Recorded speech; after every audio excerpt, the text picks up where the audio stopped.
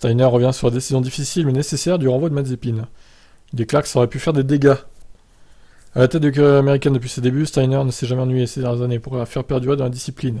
Mais il admet qu'il n'avait jamais eu à gérer une telle crise en interne. Ça ne s'est jamais produit. Vous évoquiez février de quelle année? Ironisait Steiner. Ouais, c'est certainement au sommet de notre liste de problèmes. Mais même si c'est une chose à laquelle j'aurais préféré ne pas avoir à faire face, nous savions que c'était ce qui devait être fait. Il s'agissait donc de savoir comment le faire.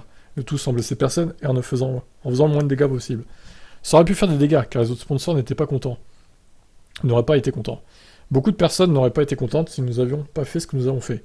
Une décision difficile à prendre, mais nécessaire, car même si les personnes impliquées n'avaient rien fait de mal, le contexte ne nous laissait pas d'autre choix. Ça nous a bien occupés, mais nous sommes habitués à ça. En fin de compte, nous nous sommes dit, on s'en occupe, c'est comme ça. On ne pouvait rien faire pour l'éviter. Un défi s'est présenté à nous, il fallait y faire face, de la meilleure manière possible à ce moment-là, alors finissons-en plutôt que de laisser traîner. Bon, au final, c'était la meilleure décision, hein.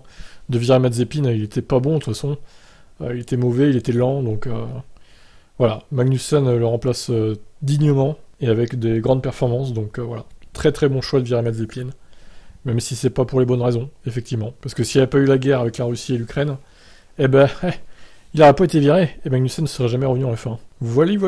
Qu'est-ce que vous en pensez? Était-ce bien nécessaire de virer Mazepin? Ou est-ce qu'il vous manque ce pilote? Ciao.